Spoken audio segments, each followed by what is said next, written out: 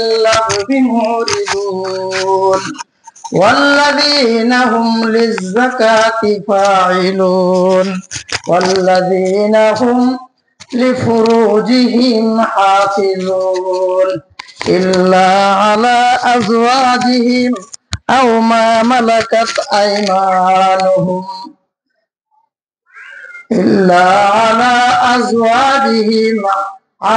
أو ما ملكت أيمانهم فمن ابتغى وراء ذلك فأولئك هم العادون والذين هم على صلواتهم حافظون أولئك هم الوارثون الذين هم يرثون الجنة الفردوس هم فيها خالدون.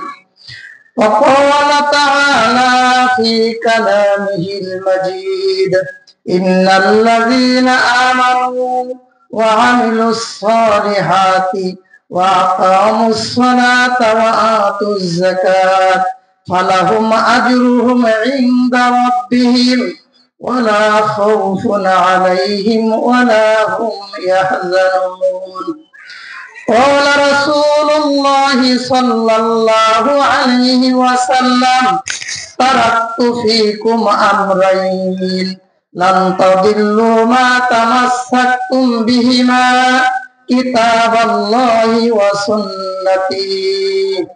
وقال رسول الله صلى الله عليه وسلم أول ما يحاسب به العبد يوم القيامة الصلاة فإن صلحت صلح سائر عمله فإن فسدت فسد سائر عمله أو كما قال عليه الصلاة والسلام.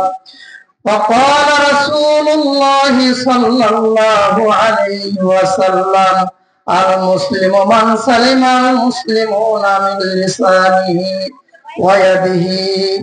وقال رسول الله وقال الله تعالى في شان حبيبه إن الله وملائكته يصلون على النبي يا أيها الذين آمنوا صلوا عليه وسلموا تسليما. সকলেই একবার দুরূদ ইব্রাহিম পড়ি। আল্লাহুম্মা সাল্লি আলা মুহাম্মাদিন ওয়া আলা আলি মুহাম্মাদ কামা সাল্লাইতা আলা ইব্রাহিম ওয়া আলা আলি ইব্রাহিম ইন্নাকা হামিদুম মাজিদ। اللهم بارك على محمد وعلى آل محمد كما باركت على إبراهيم وعلى آل إبراهيم إنك حميد مجيد। সকলে একটু অন্তর খুলে আল্লাহ রাব্বুল আলামিনের শানে আল্লাহ রাব্বুল আলামিনকে স্মরণ করার অর্থে একটু জিকির করি লা ইলাহা ইল্লাল্লাহ লা ইলাহা ইল্লাল্লাহ লা ইলাহা ইল্লাল্লাহ লা ইলাহা ইল্লাল্লাহ লা ইলাহা ইল্লাল্লাহ লা ইলাহা ইল্লাল্লাহ লা ইলাহা ইল্লাল্লাহ লা ইলাহা ইল্লাল্লাহ। আল্লাহ আল্লাহ क्या मुबारक नाम है अल्लाह अल्लाह क्या मुबारक नाम है अल्लाह अल्लाह मोमिनों का काम है अल्लाह अल्लाह मोमिनों का काम है ला इलाहा इल्लल्लाह ला इलाहा इल्लल्लाह ला इलाहा इल्लल्लाह ला इलाहा इल्लल्लाह मुहम्मदुर রাসূলুল্লাহ সাল্লাল্লাহু আলাইহি ওয়াসাল্লাম। ৬০০তম মধ্যপাড়া জামে মসজিদের উদ্যোগে 25তম বার্ষিক ওয়াজ মাহফিল 10ই জানুয়ারি শুক্রবার।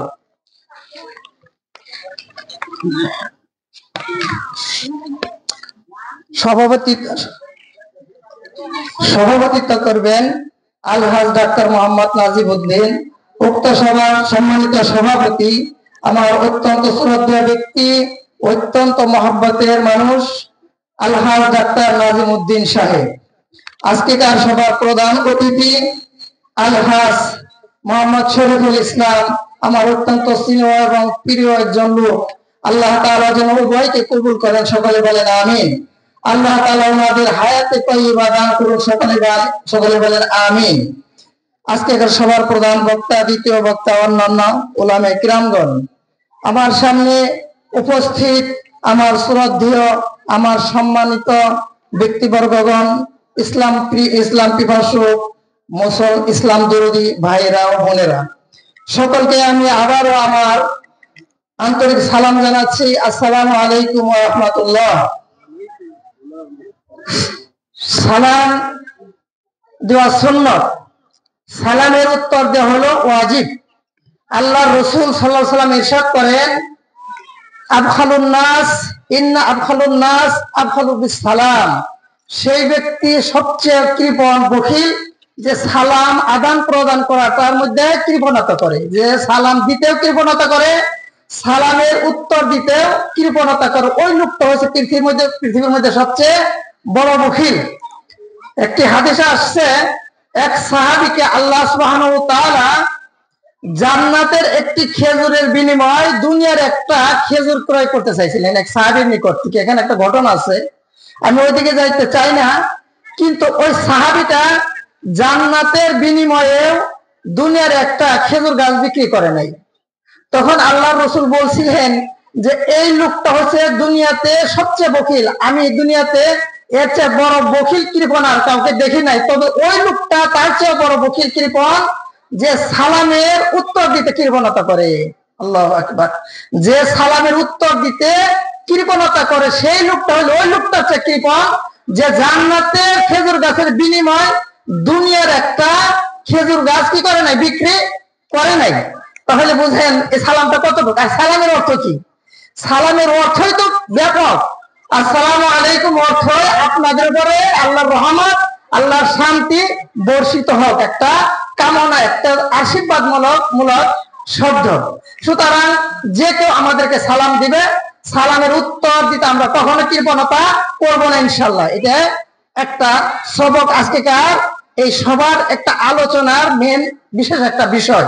যে কোনো বক্তা, যে কোনো উলামায়ে কিরাম আমাদেরকে সালাম দিবে, ইনশাআল্লাহ সালামের উত্তরটা আমরা অবশ্যই দিব এবং জুড়ে দেওয়ার চেষ্টা করব। আলহামদুলিল্লাহ, সর্বপ্রথম সেই মহিয়ান গরিয়ান অসীম ক্ষমতাধর আল্লাহ জাল্লা শানুহুর শানে শুকরিয়া তান একবার করে নেই আলহামদুলিল্লাহ। আল্লাহ তাআলা এই মুহূর্তে ইচ্ছা করলে আমাদেরকে বিভিন্ন পাপের কাজে জড়িত রাখতে পারতেন, বিভিন্ন পাপের কাজে লিপ্ত রাখতে পারতেন। যেমন আমাদের বাড়িতে, অনেকের বাড়িতে কি আছে, টিভি আছে, সেখানে তো ভালো আর কয়টা হয়, মন্দ হয় সবচেয়ে বেশি। সকলের পকেটে বর্তমানে টিভি। যদি ইচ্ছা করতাম তাহলে ওই দূরে বসে বসে ওই মোবাইল টিভিতে কি অনেক সিনারি, অনেক কিছু দেখে আমরা পাপ অর্জন করতে পারতাম।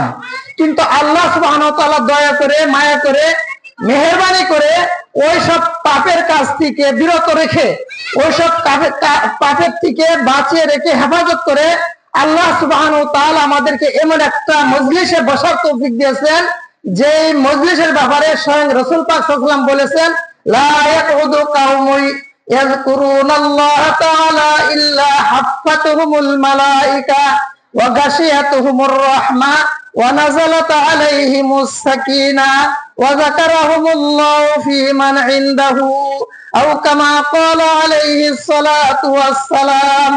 আল্লাহর রাসূল ইরশাদ করেন, যেখানে আল্লাহ এবং আল্লাহর রাসূলের কথা আলোচনা হয়, যেখানে আল্লাহর জিকির করা হয়, যেখানে জান্নাত জাহান্নামের আলোচনা করা হয়, ওই জায়গায় আল্লাহ সুবহানাহু ওয়া তাআলার অগণিত ফেরেশতারা অংশগ্রহণ করেন। বলেন সুবহানাল্লাহ।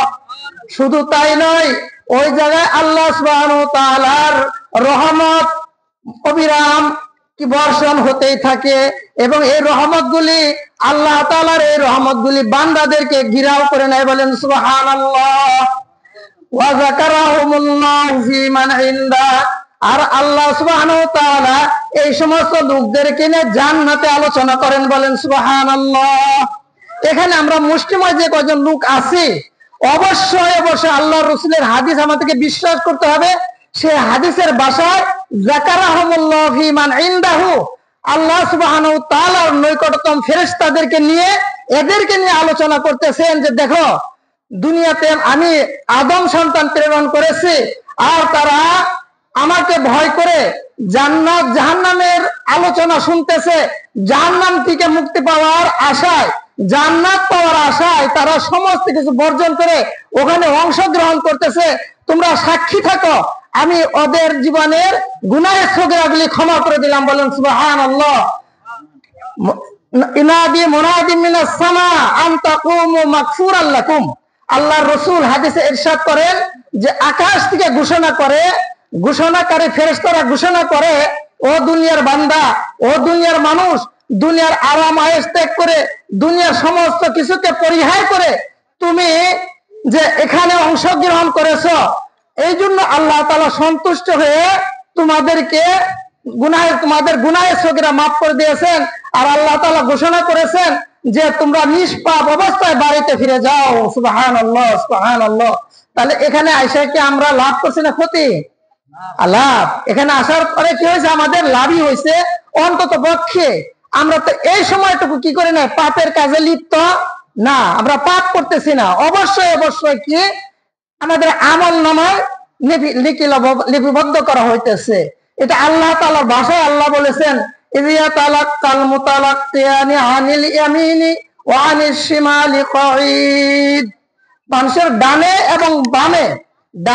এবং বামে দুইজন ফেরেশতা বসে বসে তারা মানুষের কর্ম লিপিবদ্ধ করতেছে। সুবহানাল্লাহ। এই যে বসে রয়েছে, কাল কিয়ামতের এই ময়দানে এই জায়গা কি সাক্ষী হয়ে যাবে, এবং ফেরেশতাদের এই ডায়েরিও সাক্ষী হয়ে থাকবে। এবং এই আমলটুকু, এই কাজটুকু আমার আপনার জন্য, যারা এখানে অংশগ্রহণ করবে তাদের জন্য অনন্ত অসীমকালের শাস্তির থেকে মুক্তি পাওয়ার একটা জরিয়া হয়ে যাব। আল্লাহ তাআলা যেন এটা কবুল করে নেন। সকলে বলেন আমিন। সুতরাং এখানে যে আমরা বসতে পেরেছি, এই জন্য আল্লাহ শুকরিয়া আদায় করি। বলেন আলহামদুলিল্লাহ। আল্লাহ তাআলা আমাদেরকে সুস্থ রেখেছেন। ইচ্ছা করলে আল্লাহ তাআলা কি করতে পারতেন? অসুস্থতা দিয়ে ওই বাড়ির বিছানায়, হাসপাতালের বিছানায় শুয়ে রাখতে পারতেন, কিন্তু আল্লাহ তাআলা তাও করেন নাই।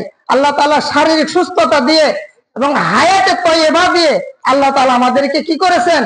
এখানে শরীক করেছেন, অংশ করেছেন। এটা আল্লাহর মেহেরবানি। এই জন্য আমাদের শুকরিয়া আদায় বারবার করতে হবে।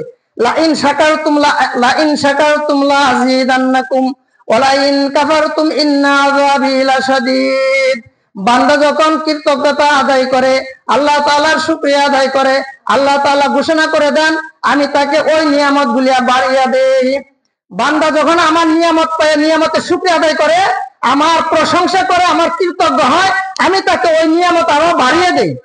আর যদি কি করে বান্দা অকৃতজ্ঞ হয়, আমার নিয়ামতের শুকরিয়া আদায় না করে, তাহলে আমার পক্ষ থেকে আযাব তার জন্য হয়ে যায়, কঠিন শাস্তির ঘোষণা তার জন্য হয়ে যায়। নাউযুবিল্লাহ। আমরা কি আল্লাহর শুকরিয়া আদায় করি না? অবশ্যই করি। আল্লাহ তাআলার শুকরিয়া আদায় করে শেষ করা যাবে না। আমরা যেদিকে তাকাবো, আমরা যা শুনবো দেখে তাই আমাদের উপর রহমত। এই জন্য আল্লাহ তাআলা বলছেন, কুল্লাউ কানাল বাহরু মিদাদাল লিকালিমাতি রাব্বি লানাফিদাল বাহরু ক্বাবলা আন তানফাদা কালিমাতু রাব্বি ওয়ালাউ জিনা বিমিসলিহি মাদাদা। আল্লাহ সুবহানাহু ওয়া তাআলা এই পৃথিবীতে অনেক সাগর, সমুদ্র, নদী অনেক রেখেছেন, যার পানির হিসাব তুলনা কোন মানুষের কাছে নেই। তো আল্লাহ সুবহানাহু ওয়া তাআলা বলেন, এই সমস্ত সাগর দরিয়ার পানিগুলিকে যদি কালি বানানো হয়, পৃথিবীতে যে আমি বৃক্ষ তরুলতা যা কিছু আমি সৃষ্টি করেছি, এই বৃক্ষ লতা পাতা যা কিছু সৃষ্টি করেছি, এই লতাগুলি আর বৃক্ষ যদি কলম হয়ে যায়, আর সমস্ত মাখলুক যদি আমার প্রশংসা করতে থাকে, আমার নিয়ামত গুলি গুনতে থাকে, লা তাউদ্দু নি'মাতাল্লাহ ওয়া লা তুহসু নি'মাতাল্লাহ আল্লাহ বলেন আমার বান্দারা যদি আমার নিয়ামত গুলো গণনা করে, হিসাব করে, এটা কি করতে পারবে না, শেষ করা যাবে না। তারা তাদের সারা জীবন ভরেও আমার নিয়ামতের কথা গণনা করে শেষ করতে পারবে না। এমনকি জিন মানুষ সমস্ত যদি লেখক হয়ে যায়, আর গাছপালা যা কিছু আছে এগুলো কলম হয়ে যায়, সমুদ্রের পানি যদি কালি হয়ে যায়, কালি শেষ হয়ে যাবে, লতা পাতা গাছ এগুলো শেষ হয়ে যাবে, বান্দা শেষ হয়ে যাবে, তারপরেও আমার কৃতজ্ঞতা আদায় করে শেষ করতে পারবে না। এই জন্য আল্লাহ তাআলা ছোট্ট একটা বাক্য আমাদেরকে শিখিয়ে দিয়েছেন যে তোমরা এই বাক্যটুকু আদায় করলে সকল কিছুর পক্ষ থেকে তোমাদের প্রশংসা হয়ে যাবে। সেই বাক্যটা কি জানেন? আলহামদুলিল্লাহ। সেই বাক্যটা কি? আলহামদুলিল্লাহ। আলহামদুর আগে দুইটা বর্ণ আছে, একটা না আলিফ আর একটা লাম। এই দুইটা বর্ণকে বলা হয় আলিফ লামে ইস্তিগরাকি, অর্থাৎ পৃথিবীতে যা কিছু আছে সমস্ত কিছুই এই দুইটা বর্ণের দ্বারা অন্তর্ভুক্ত করে নিয়েছে। তার মানে সমস্ত কিছুর পক্ষ থেকে যখন বান্দা সন্তুষ্টি চিত্তে আলহামদুলিল্লাহ পড়ে, তো আল্লাহ তাআলা কি খুশি হয়ে যায়। সুবহানাল্লাহ, সুবহানাল্লাহ।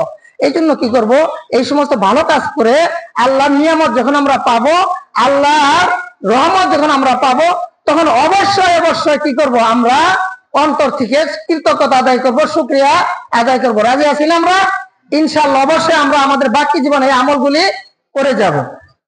সম্মানিত মুসল্লিয়ান ইকরাম, তাওহীদি জনতা, আমি আপনাদের সম্মুখে পবিত্র কালামে পাক থেকে কয়েকটি আয়াত তেলাওয়াত করেছি। যে কয়েকটি আয়াত তেলাওয়াত করেছি তার একটার বিষয়বস্তু নিয়ে যদি উলামায়ে কিরাম কোন আলোচনা করে ঘন্টার পর ঘন্টা কেটে যাবে, তারপরে শেষ করা যাবে না। আমি মুমিনের 7টা বৈশিষ্ট্য, 7টা গুণের কথা এখানে আলোচনা করেছি। ওই 7টা গুণের উপরে আমি আপনাদেরকে পরীক্ষা করব। সকলেই নিজেকে পরীক্ষা করবেন যে গুণ, এই বৈশিষ্ট্যগুলো আমার মধ্যে আছে কিনা, আমার মধ্যে এই গুণ বৈশিষ্ট্যগুলি আমার মধ্যে আছে কিনা, বা না থাকলে আমি কি করব, এই গুণগুলি, এই বৈশিষ্ট্যগুলি আমার মধ্যে সৃষ্টি করব বা আমার মধ্যে আমি আনার চেষ্টা করব। এবং যদি থাকে আমি আল্লাহর শুকরিয়া আদায় করব, এবং এই গুণগুলিকে আরো অসম্পূর্ণ যা আছে এগুলি আমরা বাকি পূর্ণ করার চেষ্টা করব। এখানে আল্লাহ তাআলা ঘোষণা করে দিয়েছেন, এই আমি যে তেলাওয়াত করেছি তেলাওয়াতকৃত আয়াতের মধ্যে সর্বপ্রথম দেখেন মুমিনদের ব্যাপারে আল্লাহ তাআলা কি বলেছেন। বিসমিল্লাহির রহমানির রহিম, কাদ আফলাহাল মুমিনুন। কাদ আফলাহাল মুমিনুন, মুমিনেরা সফল কাম হয়ে গেছে। এখানে অতীতকালীন একটা শব্দ আল্লাহ তাআলা ব্যবহার করেছেন। সফল হবে তা বলেন নাই। যারা মুমিন, যারা একনিষ্ঠভাবে আল্লাহ সুবহানাহু ওয়া তাআলাকে রব বলে, আল্লাহ তাআলাকে স্রষ্টা বলে, আল্লাহ সুবহানাহু ওয়া তাআলার বিধানগুলিকে নত শিরে মেনে নিছে, তার নাম হলো মুমিন। মুমিনের বৈশিষ্ট্য কয়টা? 7টা। মুমিন হওয়ার বৈশিষ্ট্য হচ্ছে 7টা। আমরা এটা অনেকেই পড়েছি, আমানতু বিল্লাহি ওয়া মালাইকাতিহি ওয়া কুতুবিহি, ওগুলো তো আছে। ওগুলি ছাড়া এই কালামে পাকের মধ্যে আল্লাহ 7টা গুণ দিয়েছেন। আমি 7টা গুণের কথা কিঞ্চিত কিঞ্চিত আলোচনা করব। সর্বপ্রথম আল্লাহ তাআলা জানিয়ে দিলেন আমাদেরকে, মুমিনদেরকে জানিয়ে দিলেন মুমিনেরা সফলকাম হয়ে গেছে। এখন মুমিনকে আল্লাহ তাআলা বলেন, কাদ আফলাহাল মুমিনুন আল্লাযীনা হুম ফি সালাতিহিম খাশিউন। আল্লাযীনা হুম ফি সালাতিহিম খাশিউন। মুমিন তো ওই ব্যক্তি যে বিনয়ের সাথে, খুশু খুজুর সাথে, অত্যন্ত ভয় ভীতির সাথে নামাজকে প্রতিষ্ঠা করে, নামাজ আদায় করে। মুমিনের 1 নম্বর গুণ। মুমিনের 1 নম্বর গুণ হলো কি? খুশু খুজু, ভয় ভীতি। আল্লাহ সুবহানাহু ওয়া তাআলাকে হাজির নাজির জেনে, আল্লাহ আমার রব, আল্লাহর কাছে আমার গোটা জীবনে হিসাব দিতে হবে, এ কথা স্মরণ করে অত্যন্ত বিনয়ের সাথে যে ব্যক্তি নামাজ আদায় করে, একে বলা হয় খাশিউন। আল্লাযীনা হুম ফি সালাতিহিম খাশিউন। মুমিনের 1 নম্বর গুণ হলো মুমিনেরা অত্যন্ত ভীতভাবে, ভয়ের সাথে, অত্যন্ত খুশু খুজুর সাথে তারা নামাজ আদায় করবেন। আর এই নামাজ যখন খুশু খুজুর সাথে পড়বে, তাকে ইন্নাস সালাতা তানহা আনিল ফাহশাই ওয়াল মুনকার, নিশ্চয় নামাজি তাকে অশোভনীয় এবং খারাপ কাজ থেকে বিরত রাখবে। বলেন সুবহানাল্লাহ। এটা কার ঘোষণা? আল্লাহ সুবহানাহু ওয়া তাআলার ঘোষণা। বান্দা যখন খুশু খুজুর সাথে নামাজ পড়বে, আল্লাহকে রব মেনে, আল্লাহ রসুল যেভাবে নামাজ পড়েছেন, আল্লাহ রসুল বলেছেন সল্লু কামা সল্লু কামা সল্লু কামা উসল্লিয়া, তোমরা এইভাবে নামাজ পড়ো যেভাবে আমাকে নামাজ পড়তে দেখছো। সল্লু রাআইতুমুনি কামা উসল্লিয়া, তোমরা যেভাবে আমাকে নামাজ পড়তে দেখছো ওইভাবে নামাজ আদায় করো। সল্লু রাআইতুমুনি, আমরা তো দেখি নাই, দেখছে কারা? আল্লাহর রাসূলের সাহাবীগণ। তারা নিয়ম, তারা নামাজের তরিকা পদ্ধতি সবকিছু বর্ণনা করে দিয়ে গেছে। তাদের কাছ থেকে আমাদের শিক্ষা অর্জন করতে হইতেছে। এই জন্য আল্লাহ রসুল বলছেন যে তোমরা ওইভাবে নামাজ পড়ো যেভাবে আমি রসুলকে তোমরা নামাজ পড়তে দেখেছ। আর রসুলের নামাজ ছিল খুশুওয়ালা নামাজ, অত্যন্ত ভয় ভীতির নামাজ। এই নামাজ কি করবে? মানুষকে খারাপ অশ্লীল বেহায়াপনা এর থেকে বিরত রাখবে।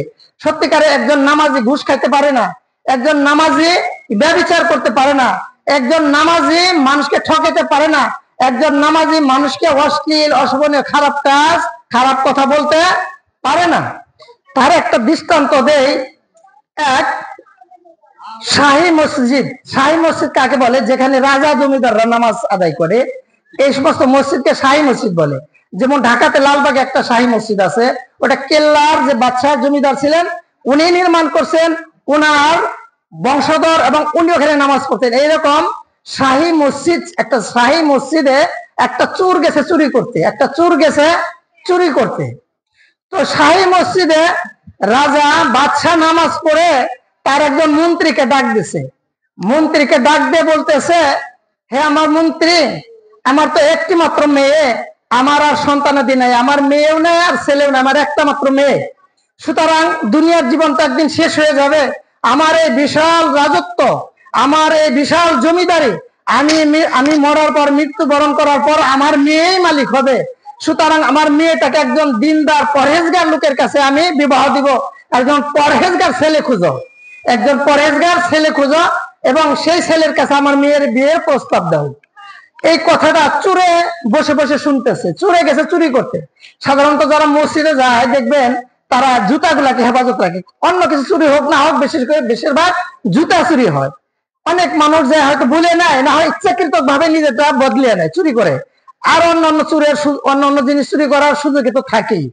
তো চুরে গেছে চুরি করতে, কিন্তু সে ঘোষণা শুনলো বাদশার যে ছেলেটা পরহেজগার হবে তার কাছে আমার মেয়ে দিয়ে দিব।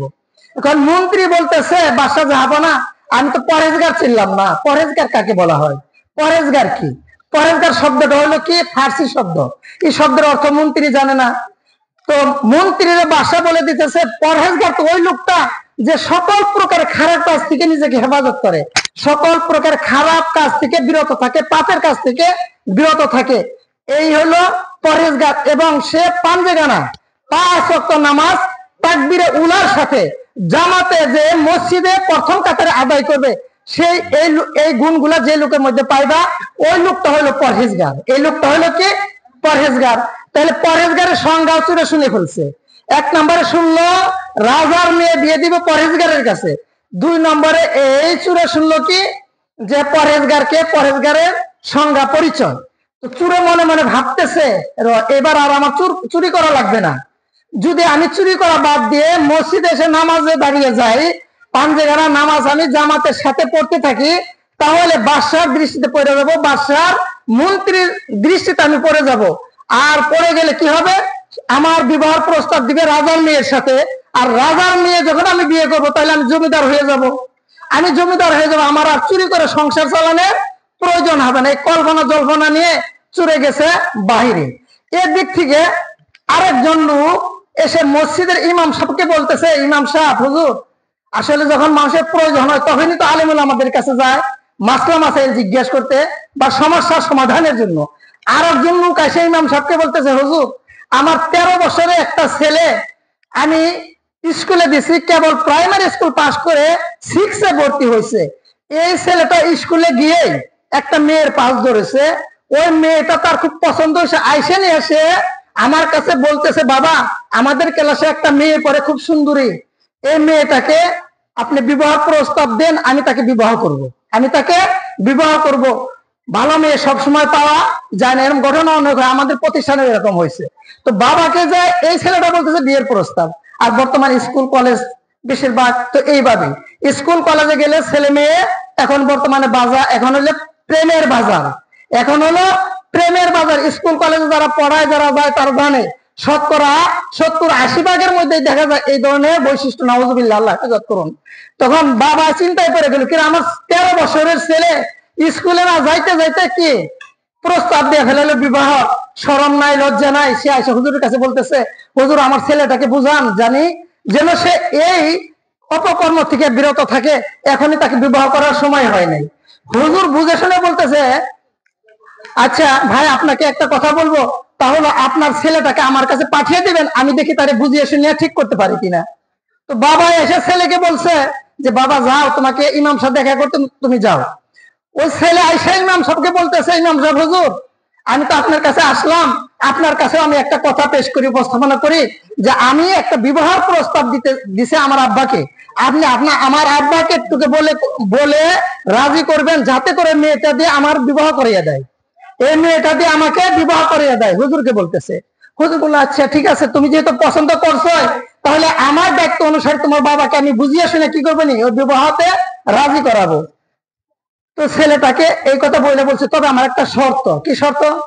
যে 40 দিন একাধারে কি করতে হবে, আমার মসজিদে তোমার নামাজ আদায় করতে হবে, আমার মসজিদে কি করতে হবে, নামাজ আদায় করতে। কারণ হুজুর তো জানি, ইন্নাস সালাতা তানহা আনিল ফাহশাই ওয়াল মুনকার, নিশ্চয় নামাজ মানুষকে বেহায়াপনা, অশ্লীল, খারাপ কাজ থেকে হেফাজত করে। তো হুজুর মনে করছে, যখন ছেলেটাকে এই কথা বলবো, 40 দিন এসে নামাজ পড়বো, অবশ্যই সে এই নিশার থেকে ফিরে আসবে। এই কথাটা মনে করে ছেলেটাকে বলছে। আচ্ছা, ছেলে রাজি হয়ে গেছে, ছেলে নামাজ পড়া শুরু করে দিচ্ছে। ছেলে মসজিদে এসে নামাজ পড়া শুরু করে দিয়েছে। যখন 1 দিন 2 দিন গুনতে গুনতে 38 দিন হয়ে গেছে, তখন এই ছেলে এসে বলতেছে, হুজুর 38 দিন হয়ে গেল, আপনি 40 দিন নামাজ পড়তে বলছেন, 38 দিন হয়ে গেছে হুজুর, এখন কাজীর কাছে কি আপনি যাবেন না আমি যাব? কাজীর কাছে আপনি যাবেন না আমি যাবেন? হুজুর তো আশ্চর্য, কি ব্যাপার, 38 দিন হয়ে গেছে তুমি গনে রাখছো, আর এই কাজের কাছে তুমি যাবে না আমি যাবে, এই প্রস্তাব দিয়ে ফেলছো, কি ব্যাপার, তুমি নামাজ পড়ো নাই? নামাজ পড়ছি।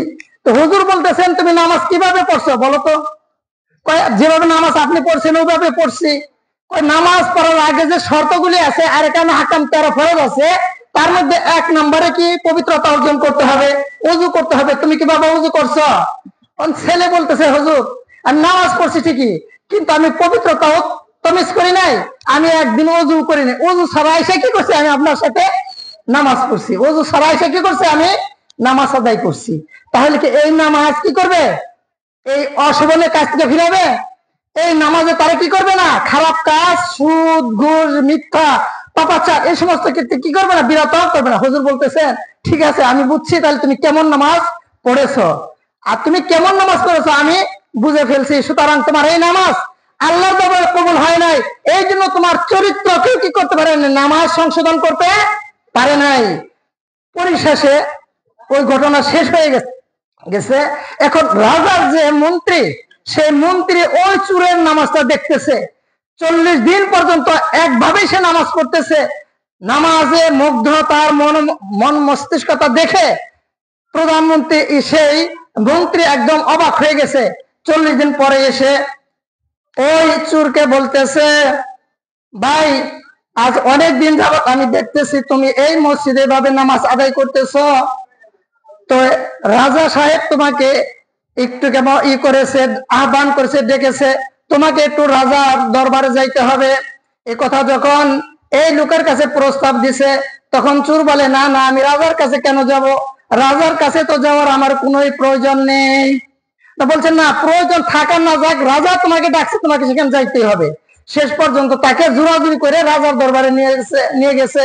রাজা যখন তার কাছে গেছে, যাওয়ার পরে রাজার কাছে যখন এই চোর গেছে, রাজা বলতেছে যে তুমি হয়েছো ছেলে আর আমি হয়েছি রাজা, তুমি একটা সাধারণ প্রজা, আমার এই রাজ্যের, আমার এই এলাকার একজন প্রজা, আমার একটি মাত্র মেয়ে, ওই মেয়েটাকে বিবাহ দেওয়ার জন্য আমি একজন নামাজি ছেলে খুঁজতেছি, একজন পরেজগার ছেলে খুঁজতেছি।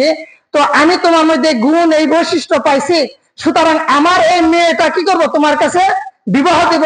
তুমি রাজি হয়ে যাও, আমি কি করবো, আমার মেয়েটাকে তোমার কাছে বিবাহ দিব। আমি মৃত্যুবরণ করার পরেই এই রাজত্বের মালিক হবে আমার মেয়ে আর তুমি। এখন এই প্রস্তাব শোনার পর ও চুরে বলতেছে, বাদশাহ জাহাপনা, আপনি যে প্রস্তাব দিয়েছেন এই প্রস্তাব গ্রহণ করার মতন যোগ্যতা আমার নেই। আমি এক আল্লাহর ইবাদত করি, ওই আল্লাহ সুবহানাহু ওয়া তাআলার যে ঘোষণা রয়েছে আমি ওই ঘোষণার জন্য ব্যতিব্যস্ত। আল্লাহ সুবহানাহু ওয়া তাআলা ঘোষণা করে দিয়েছেন, মুমিনের জন্য আমি রেখেছি জান্নাত, মুমিনের জন্য রেখেছি আমি হুর, মুমিনের জন্য রেখেছি আমি পরকালীন অনেক সুখ শান্তি। দুনিয়ার ওই রানী বিবাহ করে, ওই মেয়ে রাজার মেয়ে বিবাহ করে আমি দুনিয়ার ভরে লালায়িত হয়ে আমার ওই জীবনকে নস্যাৎ করতে চাই না, পরকালের জীবনকে আমি বিনষ্ট করতে চাই না। সুতরাং আমি আপনার মেয়ে বিবাহ করতে রাজি নই। তার মেয়ে বিবাহ করতে রাজি নয়। সে কি হয়ে গেল, চলে গেল। এবার বাদশা অবাক হয়ে গেল যে এত বড় রাজত্ব, সে রাজত্বর মালিক বানাইতে চাইতেছে, অথচ কি করতেছে না, ছেলে রাজি হইতেছে না। তাহলে এই ছেলেটাকে কি অবশ্যই নামাজে ধরেছে। ইন্নাস সালাতা তানহা আনিল ফাহশাই ওয়াল মুনকার, নামাজ সকল প্রকারের অশ্লীল খারাপ কাজ থেকে বিরত রাখে। শুধু তাই নয়, দুনিয়াদারি লোভ লালসা থেকে কি করে, বিরত রাখে। নামাজে কি করে, দুনিয়ার লোভ থেকে বিরত থাকে। তার প্রমাণ দেখেন, সে নামাজ পড়ছে কিভাবে আর ওই ছেলেটা নামাজ পড়ছে কিভাবে। ওই ছেলে নামাজ পড়ে 38 দিন নামাজ পড়েও সেই প্রেমিকার জন্য পাগল, আর এই রাজত্ব পাবে, মেয়ে রাজার মেয়ে তো অবশ্যই সুন্দরী স্ত্রী পাবে, তারপরেও সে কি হয়ে গেছে, পাগল হয়ে গেছে। এর নাম হলো খুশু। এটা হলো কি, খুশু বোঝানোর জন্য আমি বললাম। আল্লাহ সুবহানাহু ওয়া তাআলা ঘোষণা করে দিয়েছেন, কাদ আফলাহাল মুমিনুন আল্লাযীনা হুম ফি সালাতিহিম খাশিউন, মুমিনেরা সফলকাম হয়ে গেছে। এখন মুমিনকে আল্লাহ এক এক করে বর্ণনা করে দেন। ওই লোকটা মুমিনের অন্তর্ভুক্ত যে অত্যন্ত বিনয়ের সাথে খুজুর সাথে নামাজ আদায় করে। এখন আমি আর আপনি যে নামাজ পড়ি, আমার আপনার পরীক্ষা করতে হবে যে আমার নামাজটা কি খুশুর সাথে হয় কিনা, নামাজের সময় কি আমার অন্য দুনিয়ার কোনো কল্পনা হয় কিনা, নামাজের সময় কি আমার দুনিয়াবি কোনো কথা মনে হয় কিনা, নামাজের সময় আমার কোনো লোভ লালসায় আমার অন্তরে উকি দেয় কিনা। এগুলা যদি আইসা থাকে তাহলে কি করার লাগবে, আমার আপনার পরিত্যাগ করতে হবে। এক নম্বরে তাহলে মুমিনের গুণ এক নম্বরে হলো খুশুর সাথে নামাজ। 2 নম্বরে বলতেছে ওয়াল্লাযীনা হুম আনিল লাগবি মুরিদুন, ওয়াল্লাযীনা হুম আনিল লাগবি মুরিদুন। 2 নম্বর হলো ওই সমস্ত লোক যারা বেহুদা অকামা, যে কথার কোনো মূল্য নাই, যে কাজের কোনো মূল্য নাই, এই সমস্ত কাজ হইতে, এই সমস্ত কথা থেকে নিজেকে হেফাজত করে, নিজেকে বিরত রাখে, এই লোকটা মুমিনের অন্তর্ভুক্ত। সুবহানাল্লাহ। আমাদের মধ্যে অনেকেরই স্বভাব আছে, অকামে কি করতেছি, অনেক কথা বলতেছি, অকামে কি করতেছি, পেশাল পারতেছি, এই পেশাল তো আছেই। তাছাড়া জবানটা কি করতেছি, মিথ্যা, গীবত, পরনিন্দা, এরকম অনেক রকম কাজ করতেছি, যে কাজের কোনো ফলাফল নেই, অকামে সময় নষ্ট করতেছি। এগুলো হয়েছে আল্লাযীনা হুম আনিল লাগবি মুরিদুন, যারা নাকি অশোভনীয় কথা, অশোভনীয় কাজ, যার কোনো মূল্য নাই, যে কথার কোনো দাম নাই, এই সমস্ত থেকে বিরত রাখে, নিজেকে হেফাজত করছে, এই লোকটা হলো কি মুমিন। এখন দেখেন, এই আল্লাহ রাসূল ইরশাদ করেছেন, মান আজমানা লি বাইনা লিহিয়াহি ওয়া রিজলাইহি আজমানা লাহুল জান্নাহ, আজমান লাহুল জান্নাহ। যে ব্যক্তি 2 চোয়ালের মধ্যবর্তী স্থান এবং 2 উরুর মধ্যবর্তী স্থানের হেফাজতের ওয়াদা অঙ্গীকার আমার কাছে দিবে, আমি রাসূল তার জন্য জান্নাতের অঙ্গীকার জামিন হয়ে যাব। বলেন সুবহানাল্লাহ। যে ব্যক্তি 2টা জিনিসের হেফাজত করার প্রতিশ্রুতি আমি রাসূলকে দিবে, আমার সাথে অঙ্গীকার করবে, আমি ওই লোকের জন্য জান্নাতের জামিন হয়ে যাব, জান্নাতের জিম্মাদার হয়ে যাব, বেহেশতের জিম্মাদার হয়ে যাব। সুবহানাল্লাহ। সে 2টা জিনিস কি, বাইনা লিহিয়াই, 2 চোয়ালের মধ্যবর্তী স্থান, তার মানে জিহ্বা, আর একটা হলো কি দাঁত, মুখ। এই জিনিসগুলোকে যে হেফাজত করবে, মুখ দিয়ে আমরা হারাম জিনিস ভক্ষণ করি, মুখ দিয়ে আমরা কি করি, মিথ্যা কথা বলি, মুখ দিয়ে আমরা কি করি, গীবত গাই, মুখ দিয়ে আমরা নানা রকম ফাহিশা গালি দেই। আল্লাহ রাসূল বলছেন, এই সমস্ত জিনিসের হেফাজত যে ব্যক্তি করবে, অর্থাৎ মিথ্যা কথা বলবে না, গীবত গাবে না, মুখ দিয়ে হারাম জিনিস ভক্ষণ করবে না, মুখ দিয়ে অশ্লীল কথাবার্তা বলবে না, অকামে কি সে কথাবার্তা বলবে না। এই ওয়াদাটা যে ব্যক্তি আমার কাছে দিবে, 1 নাম্বার। 2 নাম্বার, বাইনালি হিয়া বাইনা রিজলাইহি, 2 উরুর মধ্যবর্তী স্থান, 2 উরুর মধ্যবর্তী স্থান। আল্লাহ রাসূল সরাসরি বলতে পারতেন যে মানুষ নিজেকে জিনা ব্যভিচার থেকে হেফাজত করবে, এই কথা আল্লাহ রাসূলের মুখ দিয়ে বের করাটা অত্যন্ত নগণ্য এবং ঘৃণাজনক মনে করলেন, দেখে বললেন 2 পায়ের মধ্যবর্তী স্থানের হেফাজতের জিম্মাদার যে ব্যক্তি হবে, আমার কাছে প্রতিশ্রুতি দিবে যে তার লজ্জা স্থানকে সে হেফাজত করবে, আমি রাসূল কি করব, তার জন্য জান্নাতের জামিন হব। 2 উরুর মধ্যে স্থান কি? লজ্জা স্থান। পুরুষ নারী প্রত্যেকে কি করবে? তাদের লজ্জা স্থানের হেফাজত করবে। কিন্তু যেখানে বৈধতার হুকুম দেওয়া হয়েছে সেখানে কি এই হুকুম সেই হুকুম কি হবে? প্রযোজ্য হবে না। বৈধতা স্বামী স্ত্রী, সেখানে এই হুকুম প্রযোজ্য হবে না। অশ্লীল, অশোভনীয়, অবৈধ কাজে যে ব্যক্তি কি করবে, তাদের এই যৌনাঙ্গকে ব্যবহার না করবে, ওই ব্যক্তির জন্য আল্লাহ রাসূল কি হয়ে যাবেন? জিম্মাদার হয়ে যাবেন। সুতরাং এখানে আপনার কি চিন্তা অবশ্যই করতে হবে, এর জন্য মুখকে 1 নম্বর হেফাজত করতে হবে। আল্লাহ রাসূল ইরশাদ করেন, বান্দা অনেক কথা বলে, কোন সময় এমন কথা বলে যে কথা সে তার আল্লাহর কাছে এত ভালো লাগে, আল্লাহ ওই কথায় সন্তুষ্ট হয়ে যান, আর এর বিনিময়ে আল্লাহ সুবহানাহু ওয়া তাআলা তার জন্য জান্নাতের ফয়সালা করে দেন। বলেন সুবহানাল্লাহ। অথবা বান্দা জানেও না, অনেক কথা বলতে বলতে এমন কথা একটা মুখ দিয়ে বের হয়ে যায় যে ওই কথায় আল্লাহ খুশি হয়ে যান, আর এই কথায় খুশি হতে আল্লাহ তাআলা কি করেন? তার জন্য জান্নাতের ব্যবস্থা করে দেন। আবার বান্দা অনেক সময় মুখে এমন কথা বলে যে কথায় আল্লাহ অসন্তুষ্টি হয়ে যায়, আর এই অসন্তুষ্টি হওয়ার কারণে তার জন্য জাহান্নাম বরাদ্দ হয়ে যায়। বলেন নাউযুবিল্লাহ। তাহলে আমাদের কথাবার্তা কি করতে হবে? অবশ্যই হিসাব করে বলতে হবে, হিসাব করে বলতে হবে। যখন আমি আপনার জবানকে হেফাজত করব, আমি লাগবে মুরিদুনের থেকে আমরা ফিরে আসব, তাইলে মনে করা যাবে যে আমি মুমিনদের অন্তর্ভুক্ত একজন। তাহলে সফলকামের ঘোষণা আমার জন্য আল্লাহ সুবহানাহু ওয়া তাআলা নিজেই দিয়েছেন। 2 নম্বর কথা হলো, তাহলে অশ্লীল বেহায়াপনা কথাবার্তা থেকে, গীবত, পরনিন্দা থেকে কি করা লাগবে? নিজেকে হেফাজত করতে হবে। 3 নম্বরে বলেন ওয়াল্লাযীনা হুম লিয-যাকাতি ফাইলুন, ওয়াল্লাযীনা হুম লিয-যাকাতি ফাইলুন।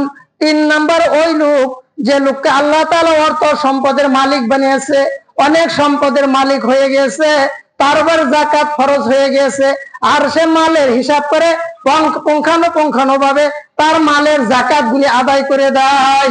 সুবহানাল্লাহ।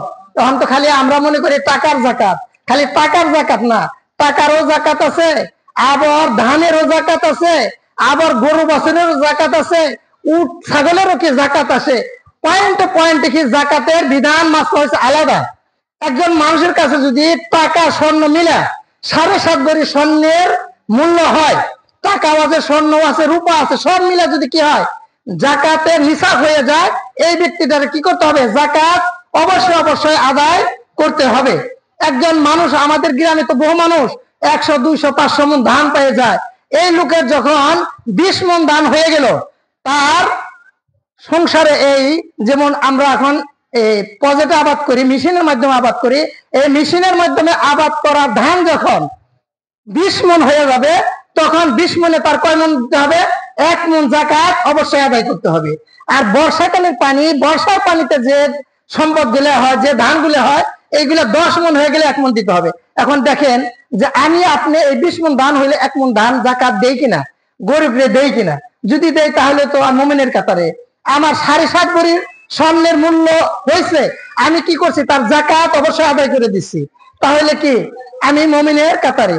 আর যখন এগুলো আদায় না করলাম, তাহলে আমি মুমিনের কাতারে না।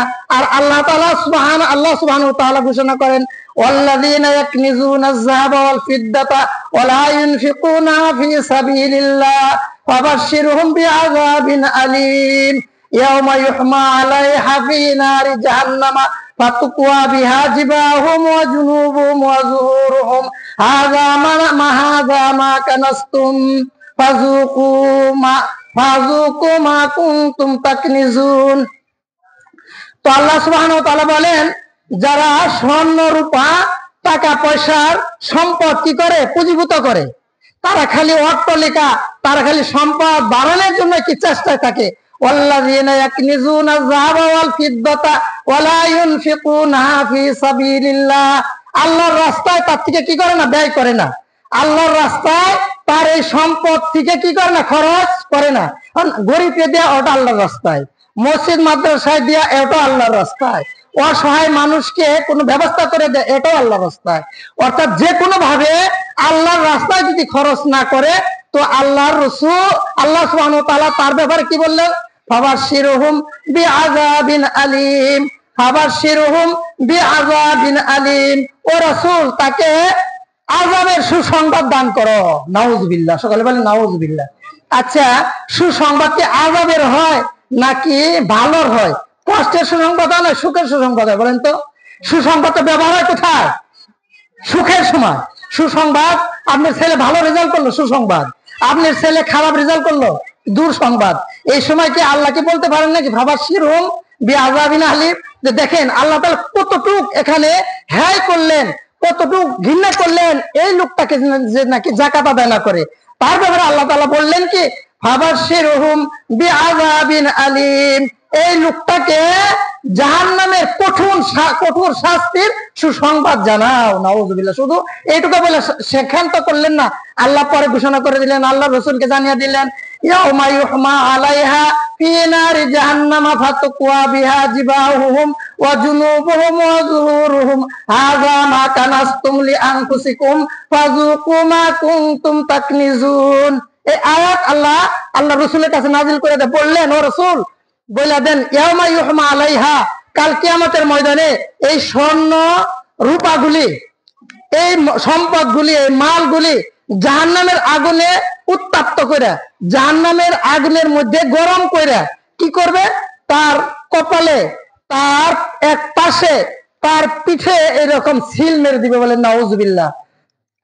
ফাতুকওয়া বিহা জিবাহুম ওয়া জুনুবুহুম ওয়া যুহুরুহুম, তিনটা শব্দ আছে এখানে। জিবাহুম মানে কপাল। মানুষ যখন যাকাতের কথা বলে, কিছু সাহায্য যখন চায়, কিছু দান খয়রাতের কথা বলে, মানুষের স্বভাবত কি করে, তার কপালটা গুছ করে সরে যায়। কপালটা গুছ করে, নিজের প্রয়োজনের শেষ নাই, আমি আবার কি করব, ওকে দান করব, এই বলে কপালটা কি করে, মানুষের ঘুষ করে। এই জন্য আল্লাহ তাআলা কপালের কথা আগে বললেন। 2 নম্বরে আবার কি করে, কপাল হয়তো ঘুষ করলো না, শুনে না শোনার ভাব করে সে পাশ কাটে কি করে চলে গেল, এক পাশ দেখে চলে গেল। এই জন্য আল্লাহ তাআলা কি বলছেন, জিবাহুম, এক সাইডের কথা বলছেন। ওই সাইডে কি করা হবে, আগুনের তাপ দিয়ে এই স্বর্ণ রূপায় মালগুলাকে দিয়ে সিল মারা হবে। অথবা কেউ কি করে, সরাসরি খালি একদম তাকে পিঠ দেখিয়ে সরে যায়। এই জন্য আল্লাহ তাআলা কি বলছেন, জুহুর, পিঠের কথা বলেছেন। ইয়াউমা ইউহমা আলাইহা ফি নারি জাহান্নামা ফাতুকওয়া বিহা জিবাহুম ওয়া জুনুবুহুম ওয়া যুহুরুহুম হাযা মা কানাসতুম। এই সময় ফেরেশতারা কি বলবে জানেন? ফেরেশতারা বলবে, এইটাই তো তোমার সেই গচ্ছিত সম্পদের ভান্ডার, এইগুলা তো সে তোমার স্বর্ণ রূপা যেগুলার তুমি ভান্ডার বানাইছিলা, যেগুলা তুমি পুঁজিভূত করে রাখছিলে, এগুলো তোমার সেই সম্পদ। ফাযুকু মা কুনতুম তাকনিজুন, ফাযুকু মা কুনতুম তাকনিজুন। তুমি যে সম্পদ সঞ্চয় করছিলা, এখন এটার মজা, এটা স্বাদ তুমি ভোগ করো, এটা স্বাদ তুমি ভোগ করো। তাহলে কি এখন আমি আপনি চিন্তা করি যে আমি আমার সম্পদের যাকাত আদায় করি কিনা। যদি যাকাত আদায় করি তাহলে মুমিনের কাতারে, তাহলে কি মুমিনের কাতারে কয়টা হলো, 3টা। 1 নম্বরে খুশুর সাথে নামাজ, 2 নম্বর হলো বেহুদা অশ্লীল খারাপ কাজ থেকে নিজেকে বিরত রাখা, 3 নম্বর হলো মালের সম্পদের যাকাত, 3টা মুমিনের গুণ। 4 নম্বর ওয়াল্লাযীনা হুম লিফুরুজিহিম হাফিজুন ইল্লা আলা আজওয়াজিহিম আও মা মালাকাত আইমানুহুম ফাইন্নাহুম গায়রু মালুমিন। আল্লাহ তাআলা বলে দিলেন যে ওই লোকটা মুমিন, যে লোকটা নিজের লজ্জাস্থানের হেফাজত করছে। যে কথাটা আমি আগে আল্লাহ রাসূলের হাদিস দ্বারা বলে আসলাম, যে নিজের লজ্জাস্থানকে হেফাজত করছে। আল্লাহ তাআলা লজ্জাস্থানের হেফাজত করে আল্লাহ তাআলা এখানে ব্যাখ্যা করে দিয়েছেন নিজেই কি, ইল্লা আলা আজওয়াজিহিম আও মা মালাকাত আইমানুহুম ফাইন্নাহুম গায়রু মালুমিন। লজ্জাস্থানের হেফাজতটা স্বামী স্ত্রীর ক্ষেত্রে নয়। আগে তো দাসীর প্রথা ছিল, ইসলামের প্রথম যুগে ওটা ছিল। মানে মানুষ টাকা দিয়ে, মহিলাদেরকে টাকা দিয়ে ক্রয় করতো, ক্রয় করে তাদেরকে দিয়ে বাড়ির সংসারের কাজকাম করাইতো, আবার স্ত্রীকে যে কাজে ব্যবহার করত তাদেরকে ওই কাজে ব্যবহার করত। আয়াতটা তখন নাজিল হয়েছে। তো আল্লাহ তাআলা বলে দিলেন, ওই সমস্ত দাসী যাদের সাথে মিলন করা বৈধ করে দিয়েছি তাদেরকে ব্যতিরিকে, স্ত্রীদেরকে ব্যতিরিকে তার লজ্জাস্থান হেফাজত করতে হবে না। তাহলে লজ্জাস্থান কোথায় হেফাজত করতে হবে? নিজের স্ত্রী এবং দাসী ব্যতীত পুরুষ নারী সকলে নিজের লজ্জাস্থানকে হেফাজত যদি করে সে হলো মুমিন। আর যদি না করে তাহলে কি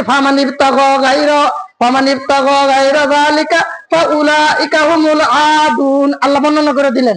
হ্যাঁ, এই দুই শ্রেণী বাদে যারা কি করলো, তাদের যৌন খিদাব কি করলো, পূরণ করলো, তাদের যৌন চাহিদা মিটাইলো, ওই লোকটা সীমা লঙ্ঘন করলো। ওই লোকটা কি করলো? আমি আল্লাহর হুকুমের সীমা লঙ্ঘন করলো, বরখিলাপ করলো, এর জন্য কি জাহান্নাম।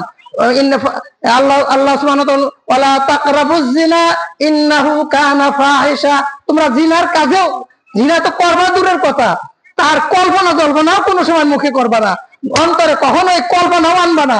এটা অত্যন্ত জঘন্য, অত্যন্ত খারাপ একটা কাজ। এই কাজের কল্পনা কখনো তোমরা করবা না। তো এখন কি করতে হবে? তাহলে অবশ্যই অবশ্যই আমাদের এটা ফিরে থাকতে হবে।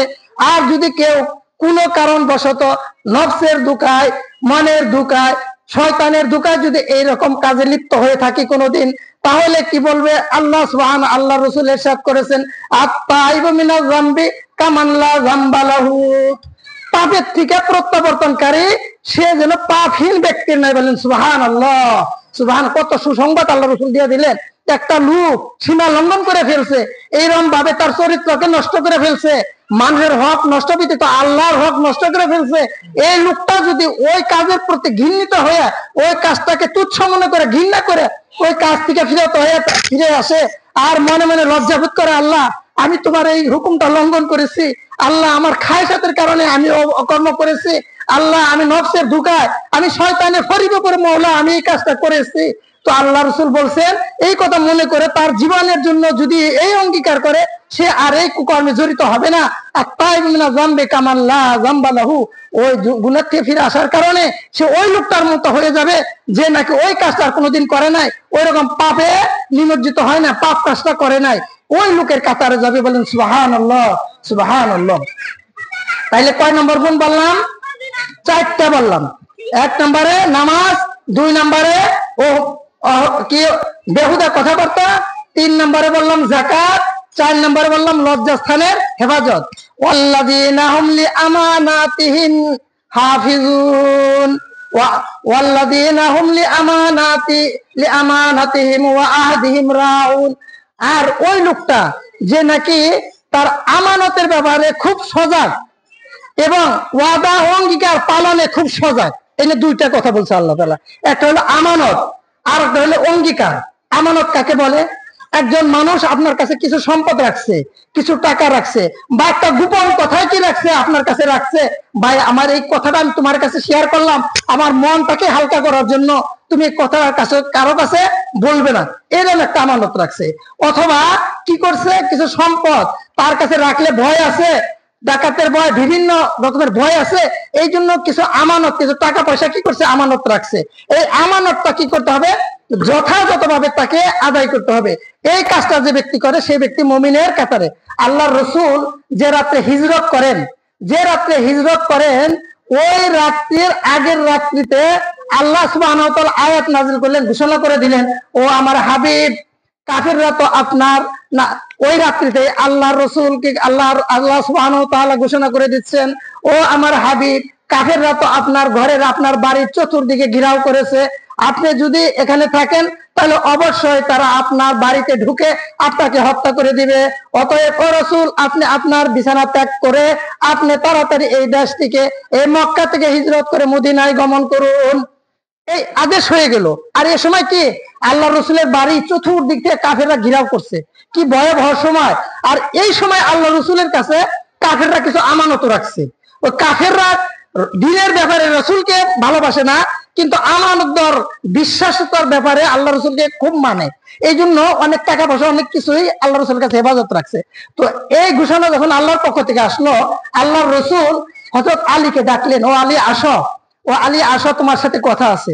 তো আলী আসলো, আলীকে বলতেছেন, ও আলী, এই কাফেররা অনেকে আমার কাছে নাম দৃষ্টি দিলেন যে অনেকে আমার কাছে সম্পদ গুলো কি রাখছে, আমানত রাখছে, এই সম্পদ গুলো আমার কাছে আমানত রাখছে।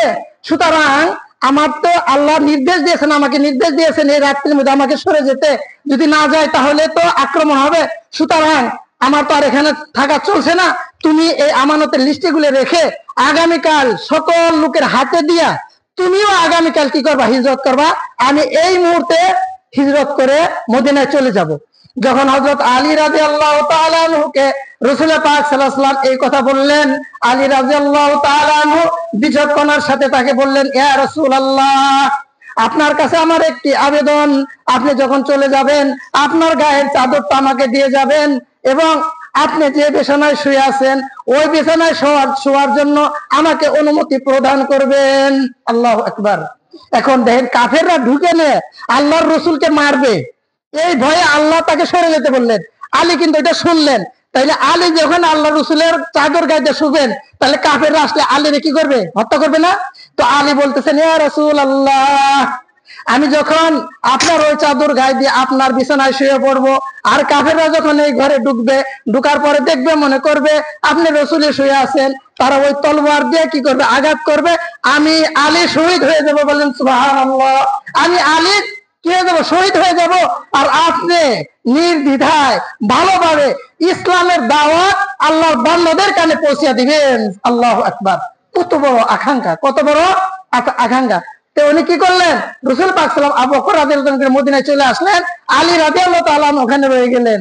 কাফেররা এসে দেখে আলী, দেখে অবাক। তো আলী রাদিয়াল্লাহু আনহুকে দেখে নিয়ে আলী রাদিয়াল্লাহু তাআলা তাকে তাদেরকে সান্ত্বনা দিয়ে এই আমানতের মালগুলো কি করলেন, তাদের হাতে হাতে পৌঁছে দিলেন। সুবহানাল্লাহ, পৌঁছে দিলেন। এর নাম হলো আমানত। এর নাম হলো কি, আমানত। ওয়া আহাতিহিম রাউন, আর অঙ্গীকার। যে কোনো একটা কথা, মনে করেন আপনার কাছে আমি একটা জিনিস ক্রয় করছি, বা আমার কাছে আপনি একটা জিনিস ক্রয় করছেন, ঠিক মতো টাকা দিতে পারেন, বলছেন ভাই আমার কাছে তো এখন 500 টাকা আছে, আগামীকাল আমি কি করব, আপনাকে আর 500 টাকা দিয়ে দিব। তো আপনি কথা মতন কি করছেন, ওই 500 টাকা আগামীকালকে দিচ্ছেন, তাহলে আপনার অঙ্গীকার পূরণ হয়েছে।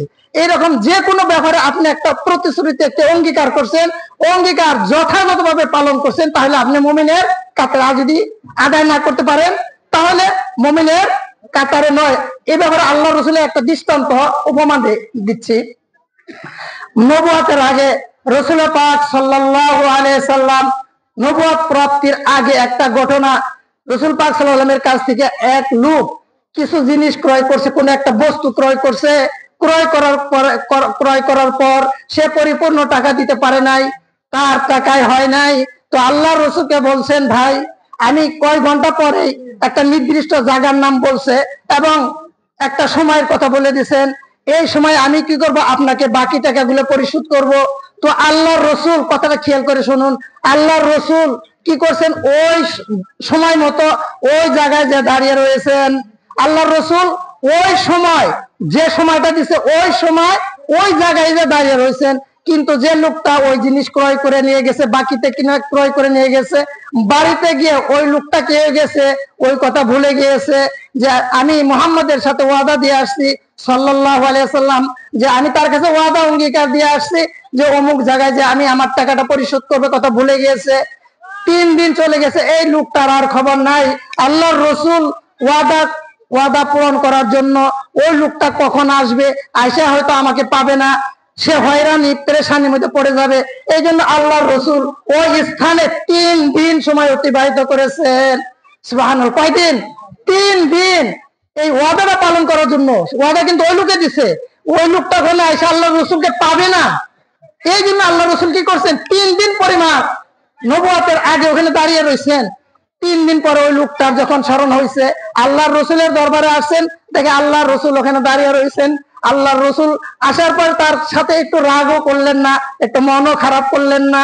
আল্লাহর রসুল বললেন, আমি তোমার জন্য 3 দিন যাবত এখানে অপেক্ষামান আছি। 3 দিন পর্যন্ত কি আমি তোমার অপেক্ষামান? তুমি আমার সাথে প্রতিশ্রুতি দিছ, আর সেই প্রতিশ্রুতি পালন করতে পারো না। এই জন্য কি আমি কি বলবো, আমি আর কিছু বলি না, আমি এখানে দাঁড়িয়েই রয়েছি। তো আল্লাহ রসুলের আদর্শ ছিল এটা। তো আমরা তো তার উম্মত, তাহলে আমি আপনি যে কোনো ব্যাপার যদি প্রতিশ্রুতি অঙ্গীকার করে থাকি, এই অঙ্গীকার যদি পালন করি, তাহলে কি মুমিনের কাতারে, তাহলে কি মুমিনের কাতারে। আর যদি না করি তাহলে কি হলো না, মুমিনের কাতারে না। এই 6 7 নম্বরে আল্লাহ সুবহানাহু ওয়া তাআলা ইরশাদ করেন, ওয়াল্লাযীনা হুম আলা সালাওয়াতিহিম হাফিজুন, ওয়াল্লাযীনা হুম আলা সালাওয়াতিহিম হাফিজুন। আর ওই সমস্ত লোকগুলি যারা নাকি 5 ওয়াক্ত নামাজ যথাযথভাবে কায়েম করে, প্রতিষ্ঠিত করে। একটা হলো খুশুর সাথে নামাজ করা, আদায় করা। আপনি এক ওয়াক্ত পড়লেন, খুব মনোযোগের সাথে পড়লেন, এটা এক কথা। আর একটা কথা হলো নামাজের ওয়াক্ত হওয়ার সাথে সাথে, আজানের ধ্বনি কানে দেওয়ার সাথে সাথে আমি কি করি, যদি নামাজে দাঁড়িয়ে যায়, নামাজের যত্নবান হয়ে যায়, তাহলে মুমিনের কাতার, তাহলে কি সে মুমিনে গণ্য হয়ে যাবে। উলাইকা হুম ওয়াল্লাযীনা হুম আলা সালাওয়াতিহিম হাফিজুন। এখানে সালাওয়াত 5 ওয়াক্ত নামাজের কথা বলা হয়েছে। এছাড়া নফল, তাহাজ্জুদ, আরো যা কিছু আছে ওটা তো অন্য ব্যাপার, কিন্তু ফরজ নামাজ তো 5 ওয়াক্ত। এই 5 ওয়াক্ত নামাজের ব্যাপারে যে ব্যক্তি কি খুব যত্নবান, যথাযথভাবে নিজে কায়েম করে, নিজের পরিবার পরিজনের যে লোক আছে তাদেরকে কি করে, নামাজের আদেশ করে। আমুর আহলাকা বিস সালাতে ওয়াসতাবির আলাইহা ওয়ালা নাসআলুকা রিজকা। ও দুনিয়ার মানুষ, তুমি নিজে নামাজ আদায় করো, তোমার পরিবার পরিজন সন্তানাদি যারা আছে তাদেরকেও তুমি নামাজের জন্য আদেশ করো। তোমার কাছে আমি রিজিক চাই না, রিজিক তো আমি আল্লাহ তোমাকে দিব। রিজিক আমি তোমার কাছে চাই না, তোমাদের কাছে চাই না, আমি আল্লাহ তোমাদেরকে রিজিকের ব্যবস্থা করে দিব। সুতরাং নামাজের প্রতি যত্নবান হইতে হবে। এখন আমরা যারা আছি, 1 ওয়াক্ত পড়লে 5 ওয়াক্ত পড়বো না, এক শুক্রবার পড়বো আর 1 সপ্তাহ পড়বো না, তাহলে কি নামাজি বলা হবে? তাহলে সে অবশ্যই কিনা নামাজি না। অথচ আল্লাহ রাসূল বলেন, আউয়ালু মা ইউহাসাবু বিল আবদু ইয়াউমাল কিয়ামাতি আস-সালাহ, ওয়া ইন সালাহাত সালাহা সাইরু আমালু, ওয়া ইন ফাসাদাত ফাসাদা সাইরু আমালু। একজন কাল কিয়ামতের ময়দানে আল্লাহ সুবহানাহু ওয়া তাআলা বান্দার কাছে যে হিসাবটা নেবেন, যে জিজ্ঞাসাবাদটা করবেন, তা হলো নামাজ। সর্বপ্রথম কার হিসাব হবে? নামাজের। সর্বপ্রথম যে হিসাবটা নিয়ে হবে, নিকাশটা নিয়ে হবে, এটা হবে নামাজের। ফাইন সালাহাত সালাহা সাইরু আমালি।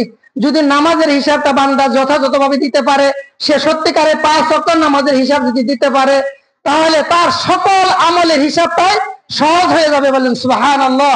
সকল আমল, দান বলেন, সদকা বলেন, মানুষের সাথে সৎ আচরণ বলেন, ওয়াদা বলেন, যত কিছু বলেন, সকল কিছু সহজ হয়ে যাবে। আর যখন নামাজে ধরা খাবে, ফাইল ফাসাদাত ফাসাদা সাইরু আমালু, যদি নামাজের বেলায় ধরা পড়ে, তাহলে তার সকল আমলগুলোর ব্যাপারে হেরফের হয়ে যাবে, কোনোটাই সে সঠিকভাবে দিতে পারবে না। বলেন নাউযুবিল্লাহ। সকলটাই কি ব্যর্থ হয়ে যাবে। তাহলে কি নামাজ আমার আপনার কায়েম করা দরকার নাকি? কায়েম করা অবশ্যই কি আমার আপনার নামাজ ছাড়া হয় না। আসসালাতু মিফতাহুল জান্নাহ। নামাজ হলো কি বেহেশতের চাবি। একজন মুমিন নামাজ ছাড়া অন্যান্য সব কাজ করে, এই লোকের জন্য আল্লাহ তাআলা জান্নাতের ফয়সালা করবেন বহু দিন পর। তো এই লোকটাকে জান্নাতে দিবে, ঠিক আছে, তোমার জান্নাতের অর্ডার হয়ে গেছে, জান্নাতে আসবে, জান্নাতে চতুর্দিক দিয়ে ঘুরবে, আর ভিতরে যাওয়ার কোনো উপায় থাকবে না, কারণ চাবি তো নিয়ে যাবে। চাবি কোথায়? দুনিয়ায়। আসসালাত মিফতাহুল জান্নাহ। নামাজ কি ওই মরার পরে পড়বে, ওই হাসরের ময়দানে পড়বে, তা তো না। নামাজ পড়লে তো কোথায়? দুনিয়া। আর দুনিয়া মাজরাতুল আখিরাহ। দুনিয়া হলো আখিরাতের ক্ষেত, শস্য ক্ষেত। এই দুনিয়ায় যে যা করবে, পরকালে ঠিক তাই সে সেখানে পাবে। সুতরাং সে নামাজ না পড়ার কারণে সে চাবিহারা অবস্থায় ওই জান্নাতে যাবে। ওখানে যাওয়ার পর সে প্রবেশ করতে পারবে না। ওয়াসিকাল্লাযীনা তাকাউ রাব্বাহুম ইলাল জান্নাতি যুমারা। জান্নাতে ফেরেশতা নিয়ে যাবে ঠিকই, কিন্তু আবার ফিরে নিয়ে আসবে। এখন কার হাতে যাবে? ওয়াসিকাল্লাযীনা কাফারু ইলা জাহান্নামা যুমারা হাত্তা ইযা জাউহা ফুতিহাত আবওয়াবুহা ফাকালা লাহুম খাজানাতুহা আলাম ইয়াতিকুম রাসূলুম মিনকুম ইয়াতলুনা আলাইকুম আয়াতি রাব্বিকুম ওয়া ইনজিরুনাকুম লিকা ইয়াউমিকুম হাযা। অনেক বড় বর্ণনা এখানে আসছে।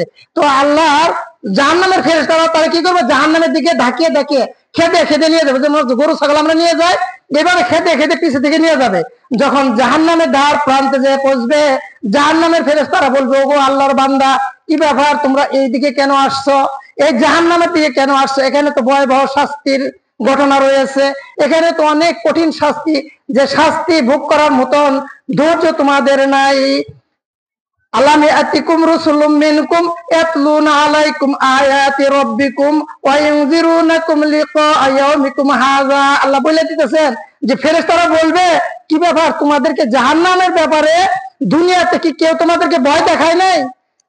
তখন তারা বলবে কালু বালা ওয়ালাকিন হাক্কাত কালিমাতুল আযাবি আলাল কাফিরিন। তারা বলবে হ্যাঁ, অবশ্যই আমাদের কাছে জাহান্নামের ভয়ের কথা বর্ণনা করেছে, জাহান্নামের শাস্তির কথা আলোচনা করা হয়েছে। আল্লাহর বিধান না মানলে, আল্লাহর হুকুম না মানলে এই কঠোর শাস্তি হবে, এটা আমাদেরকে শোনাইছে।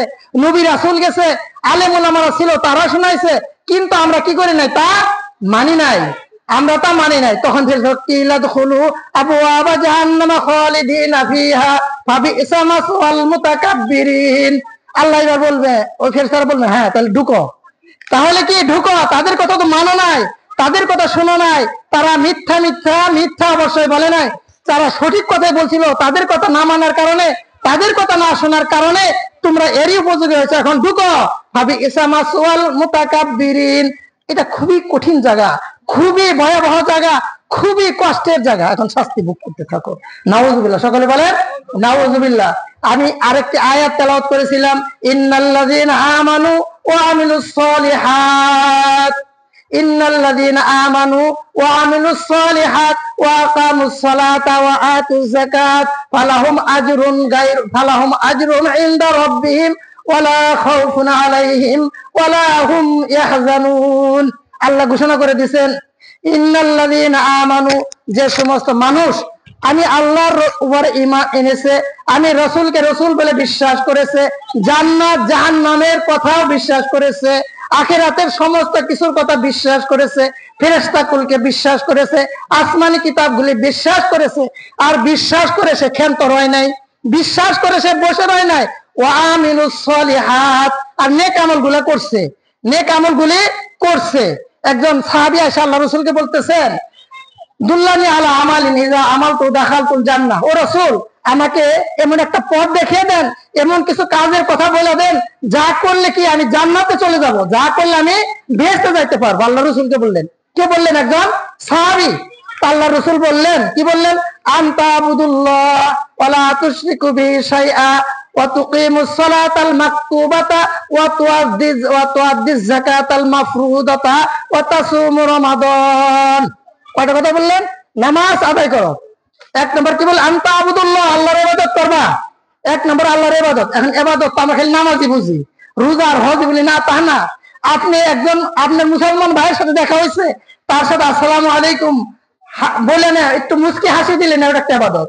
তার সাথে কি করলেন? হাত মুসাফা করলেন, বললেন ইয়াগফিরুল্লাহু লানা ওয়া লাকুম, আল্লাহ আমাকে মাফ করুক, তোমাকে মাফ করুক। এটা কি ইবাদত? এটা কি ইবাদত? তাহলে এটা যদি ইবাদত হয়, শুধু তাই না, রাস্তার মধ্যে কি আছে? একটু ময়লা আছে, রাস্তার মধ্যে কি আছে? একটু আবর্জনা আছে, এটা কি করলেন? আমার মুসলমান ভাই কষ্ট পাবে। রাস্তার মধ্যে একটা কাঁটাদার গাছ আছে, আপনি সরিয়ে দিলেন, এটা কি ইবাদত? তাহলে মুস্কি হাসিও যদি ইবাদত হয়, রাস্তার ময়লা ফেলানো এটা যদি একটা ইবাদত হয়, তাহলে ইবাদতের তো শেষ নাই। যদি খালি ইমান সাথে গেলে সবের আশা করে, তাহলে ইবাদত হয়ে গেল। এই জন্য বলেন আনতা আবুদুল্লাহ। এক নম্বর কি বললেন? আল্লাহর ইবাদত করবে। ওয়ালা তুশরিকু বিহি শাইআ। দুই নম্বর বললেন ইবাদত যেটাই করো, এটা কিন্তু শিরক হয়, এরকম ভাবে করো না।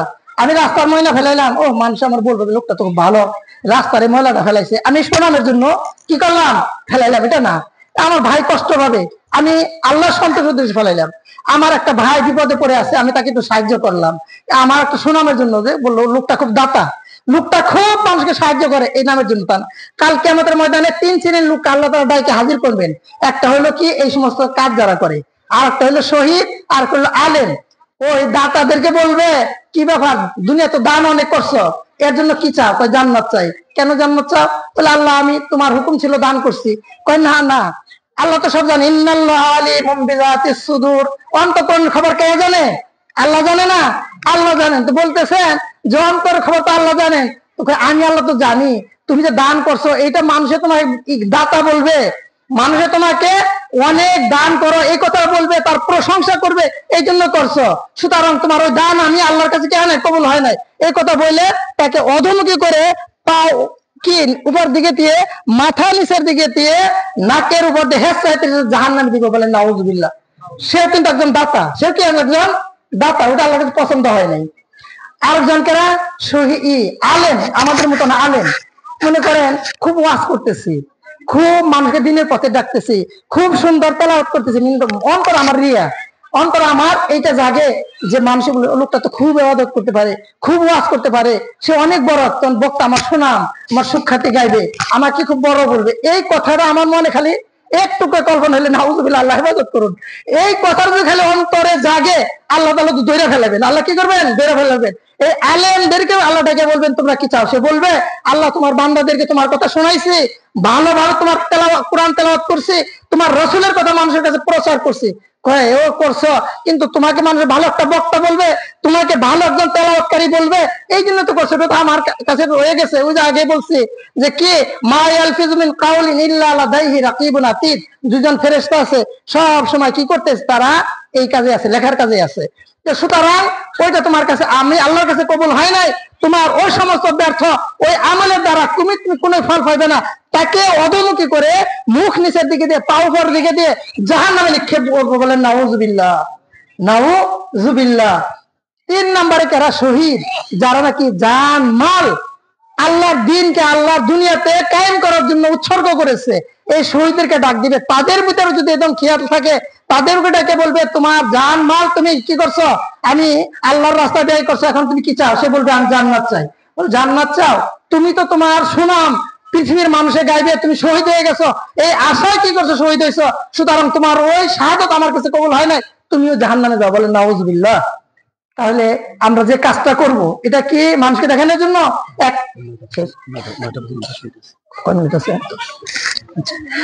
এখন এই লোকটা কি বলবে জানেন? এখন এই লোকটা, এক লোক এসে বলতেছে ইয়া রাসূলুল্লাহ, আমি তো অনেক ভালো কাজ করি, আল্লাহর সন্তোষের উদ্দেশ্যে করি, কিন্তু আমার ভিতরে অনেক সময় কল্পনা জাগে যে মানুষে আমাকে তো বাহবা দিবে, মানুষ আমাকে বাহবা দিবে, আমাকে প্রশংসা করবে, আমার সুনাম করবে, এটাও যে আমার মনে মনে অনেক সময় জাগে। সাথে সাথে আল্লাহ সুবহানাহু ওয়া তাআলা আল্লাহর রাসূলের কানে সংবাদ পাঠালেন, ফামান কানা ইয়ারজু লিকা রাব্বিহি ফালিয়ামাল আমালান সালিহাও ওয়ালা ইশরিক বিইবাদাতি রাব্বিহি আহাদা। ও রাসূল, আপনার এই উম্মতকে বইলা দেন, একে জানিয়ে দেন, এই শিরকিয়াত যুক্ত ইবাদত আল্লাহর কাছে গ্রহণযোগ্য হবে না, এটা কি আল্লাহ কবুল করবেন না। সুতরাং এই ইবাদত সে যাই করুক, ওটা কি শিরক মুক্ত হইতে হবে, এটা কি শিরক মুক্ত হবে। এই জন্য আল্লাহ রাসূল কি বললেন? যে ওয়ালা তুশরিক বিল্লাহি শাইআ। 2 নম্বর কি বললেন? যে কোনো কাজ করো, কল্যাণজনক যে কোনো কাজ করো, ভালো যে কাজটা করো, এটা কার উদ্দেশ্যে করবা? আল্লাহর সন্তোষের উদ্দেশ্যে। মানুষে তোমাকে কি বললো কিনা এটা দেখার জন্য করবা না। কোনো কাজে, কোনো কথাই জানি শরীক না হয় আল্লাহর সাথে, এই দিকটা লক্ষ্য রেখে কি করবা? তুমি কাজ করবা। 3 নম্বরে বললেন ওয়া তুআদ্দি আনতা আবুদুল্লাহ ওয়ালা তুশরিক বিহি শাইআ ওয়া তুকিমুস সালাতাল মাকতুবাহ। ফরজ নামাজগুলি যথাযথভাবে তুমি আদায় করবা। 3 নম্বরে ফরজ নামাজ, নামাজের কথা কিন্তু আগে 2 বার গেছে, এখানে আবার দেখেন বলতেছে 3 নম্বরে আবার এখানে আসতেছে ফরজ নামাজ যথাযথভাবে তুমি কি করবা? আদায় করবা। 5 ওয়াক্ত নামাজের 1 ওয়াক্ত নামাজও তুমি কখনো ত্যাগ করবা না। 4 নম্বর ওয়া তুআদ্দি যাকাতাল মাফরুদাতা। আর তোমার যদি সম্পদের মালিক হয়ে থাকো, তোমার মালের যাকাত তুমি যথাযথভাবে আদায় করবা। দেখেন, যেখানে নামাজের কথা সেখানে যাকাত, যেখানে নামাজ সেখানে যাকাত। এত কঠিন জিনিস। ওয়া ইন্নাহা লাকাবীরাতুন ইল্লা আলাল খাশিঈন। আল্লাহ বলে দেন এটা কিন্তু সহজ জিনিস না। ও বান্দারা, নামাজটা এত সহজ মনে করো না, এটা খুব কঠিন জিনিস, এটা অনেক বড় জিনিস, এটা লাভ যেমন, এটা করাও এরকম কঠিন। সুতরাং এটা সবাই পারবে না। কেনা পারবে? এটা যারা আল্লাহকে ভয় করে, যারা আল্লাহর সামনে দণ্ডায়মান হওয়ার কথা স্মরণ করে, তাদের জন্য সম্ভব। যারা আল্লাহকে ভয় না করে, আল্লাহর সামনে হিসাব দিতে হবে কথা কল্পনা না করে, তাদের জন্য কঠিন জিনিস। এই জন্য দেখেন জাকাতের কথা সাথে 4 নম্বর কি বললেন? জাকাত। ওয়ান তাসুমু রমাদান। এরপর বললেন 5 নম্বর কি বললেন? রমজান মাসে রোজা রাখবা। রোজা তো আসতেছে সামনে, এখন থেকে প্রস্তুত হয়ে যান। এর কি মাস? রজব মাস। এই মাসে একটা দোয়া আছে, আপনারা জানেন দোয়াটাকে আল্লাহ রাসূল শিখিয়ে গেছেন আমাদেরকে।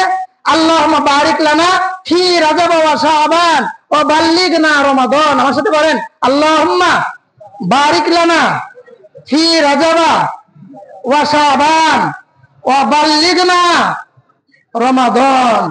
আমরা কি চাইলাম আল্লাহ একটা দরখাস্ত করলাম, আল্লাহ রজব শাবান মাসে বরকত দাও, এই 2 মাসে আমাদের হায়াতকে আল্লাহ যদি শেষ হয়ে যায় বাড়িয়ে দাও, রমজান পর্যন্ত পৌঁছিয়ে দাও, রমজানের রোজা রেখে দেন আমরা মৃত্যুবরণ করতে পারি। দোয়াটা করলাম। তাহলে কি বললেন? রোজার কথা বললেন। 5 নম্বর হুজুর কি বললেন? রোজার কথা। এই লোকটা কি বললেন জানেন? ওয়াল্লাযী নাফসি বিয়াদিল আজিদ আলা হাযা শাইউল আনকুস। ওই লোকটা বললেন, ইয়া রাসূলুল্লাহ আপনি যা বলছেন আমি বাড়াবো না কমাবো না, যা বলছেন ঠিক ঠিক তাই করবো, এই 5 টাকা তো অবশ্যই করবে। তো এই লোকটা বললে যখন চলে গেলেন, আল্লাহর রাসূল বললেন ক্বালা ওয়াল্লাহ মান ইয়ানজুর ইলা রাজুলিন মিন আহলিল জান্নাহ ফালিয়ানজুর ইলা হাযা। যদি তুমি জান্নাতে মানুষ দেখতে চাও, বেহেশতে মানুষ দেখতে চাও, তাহলে এই লোকটাকে দেখে নাও। এই লোকটাকে কি গো দেখো। সাহাবী তো অনেক ছিলেন, বললেন দেখো এই লোকটাকে দেখো, এই লোকটা জান্নাতি, কারণ সে আমার সাথে ওয়াদা দিছে, আমার সাথে অঙ্গীকার করছে, আমি যা বলছি তার মধ্যে সে বাড়িয়েও করবে না কমিয়েও করবে না। আর এটা করলে আল্লাহর ওয়াদা তাকে জান্নাত দিবে। ওই যে আমি আয়াত বলছিলাম, ঈমান আনবে আর নেক কাজ করবে, ওয়া আকামুস সালাত, তারপর অংশ ওয়া আকামুস সালাত, নামাজ কায়েম করবে, ওয়া আতুজ যাকাত, আর যাকাত আদায় করবে, ফালাহুম আজরুম ইনদা রাব্বিহিম, তার সওয়াব তার প্রতিদান আল্লাহ সুবহানাহু ওয়া তাআলার কাছে সংরক্ষিত থাকবে। সুবহানাল্লাহ, আল্লাহর কাছে কি সংরক্ষিত থাকবে। ওয়ালা খাউফুন আলাইহিম ওয়ালা হুম ইয়াহজানুন, তাদের কোনো ভয়ও থাকবে না, তাদের কোনো ডরও থাকবে না, হাসতে হাসতে তারা জান্নাতে চলে যাবে। বলেন সুবহানাল্লাহ, সুবহানাল্লাহ। কয়টা আমল করলে? আগে মুমিনের গুণ বলতে 7টা, এখন দেখবেন আছেন কিনা। 7টা গুণ যদি থাকে তাহলে আল্লাহ সর্বপ্রথমে বলেছে আফলাহুল মুমিনুন, মুমিনরা সফল কাম হয়ে গেছে।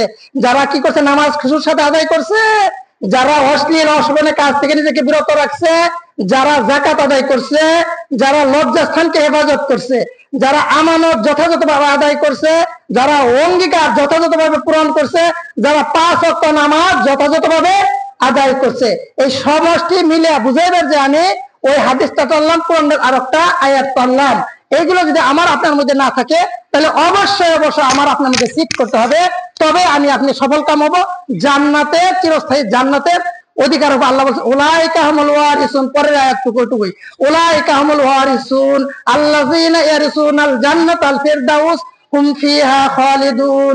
আল্লাহ বলেন তারাই হলো কি ওয়ারিস। বাবা মরে গেলে সন্তান কি হয়? অংশীদার হয় না? তো আল্লাহ বলেন ওরাল ওয়ারিস, কিসের ওয়ারিস?